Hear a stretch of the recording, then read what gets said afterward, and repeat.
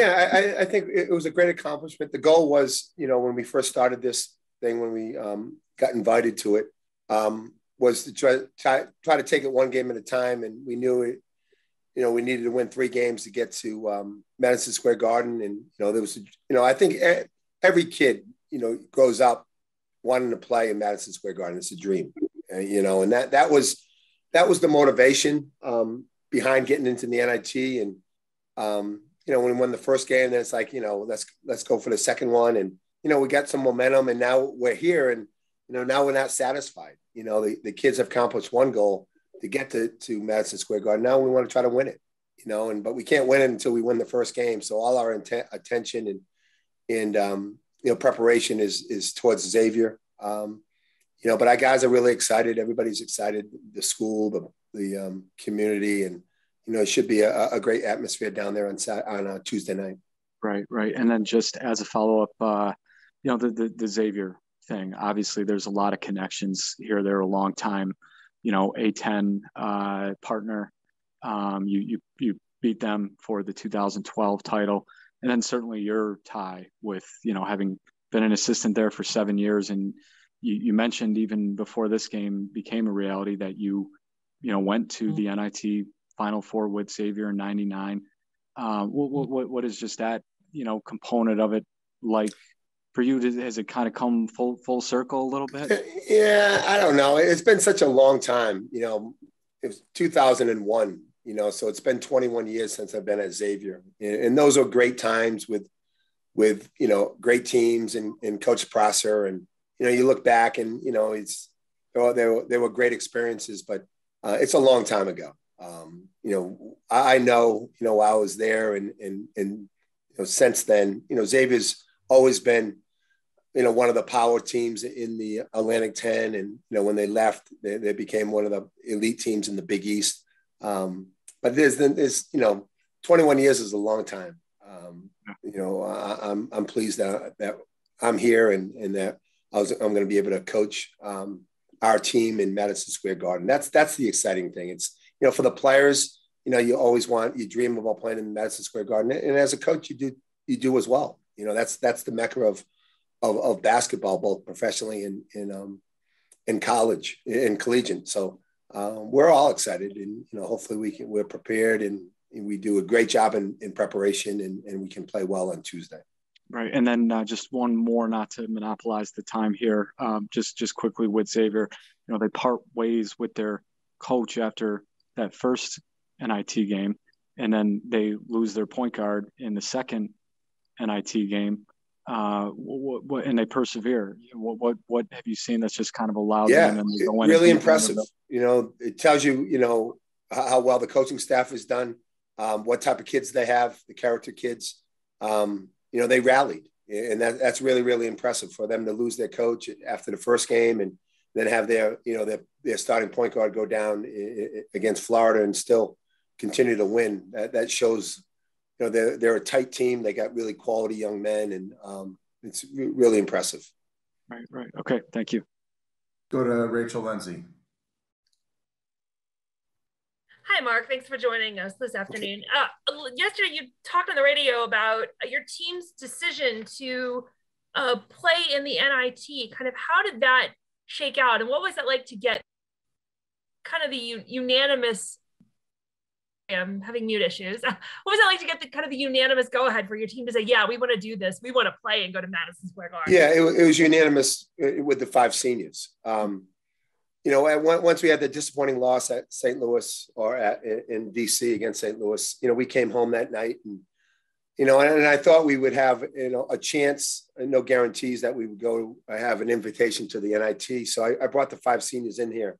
I don't know what time we got back, 10, 11 o'clock at night, and sat them down and just let them know it's like we have the opportunity. And what do you guys think? You guys want to play? What I didn't want to do is get the invitation and then have a meeting. Hey, this is the schedule, and they all look at us or look at me and say, hey, coach, we don't want to play.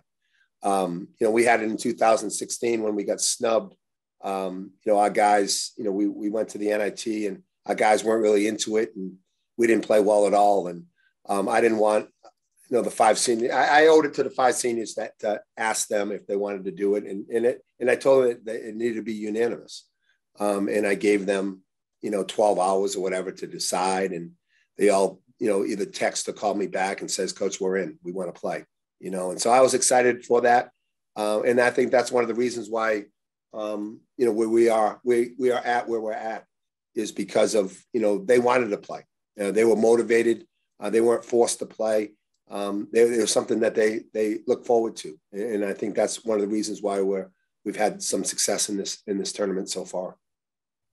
Mark, you played at Madison Square Garden as well when you were at Boston College. What was that like for you to play at Madison Square Garden? No, it's a dream come true. I'm a Boston kid, so the Boston Garden, was everything to me, and I had a chance to play there a number of times, and it's a dream. It gives you goosebumps, and Madison Square Garden is from an international standpoint, it's the Mecca. That's what everybody, every kid, every pro wants to play in Madison Square Garden, and it's exciting. Being on that court when I was an 18-year-old kid was it's almost like you felt like you made it.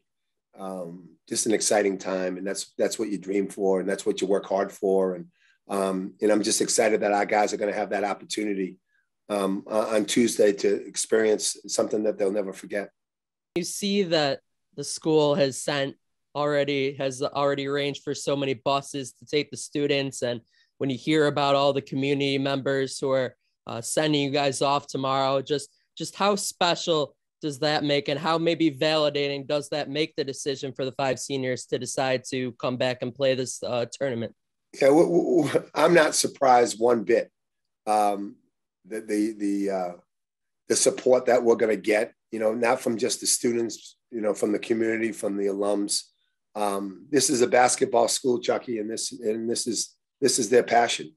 And I think that's probably, one thing that we talked about, when the kids decided to play in the NIT is just imagine if we could get to Madison Square Garden, what the support would be like. And it's exciting for them. It's exciting for our program, and we're really looking forward to it. You couldn't ask for anything more. I'm not, like I said, I'm not surprised. Wherever we've been in my last 15 years here, be it Central Arkansas or Colorado or Oklahoma, we always have support, and that's what's special about this place. Right, and from a Xavier perspective, their big guy Nunji is really talented. He can shoot from the 3. It looks like he can really pass too. What challenges does he present inside for them? Yeah, it's he's both inside and outside. Sometimes he's more effective on the perimeter. He's a screen and pop guy. It's really hard to guard. With a 5-man is screening and popping. A 4-man you can switch it, but a 5-man it's really, really difficult. And he's got he might be the best shooter on their team.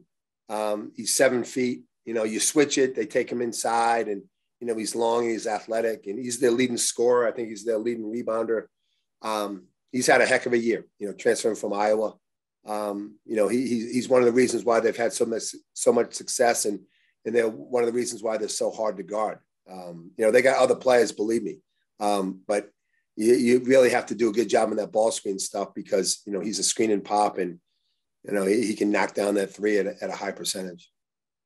Thank you. Pretty much all of my questions have been asked already, but I do have one for you. Xavier, obviously, they run about 7 or 8 guys off the bench. And so I was just wondering, what have you seen on film? And if you could touch on any of the other players aside from Nunji. They're just, they got, really good players. Jones is a guy that can play multiple positions. He's like, a glue guy.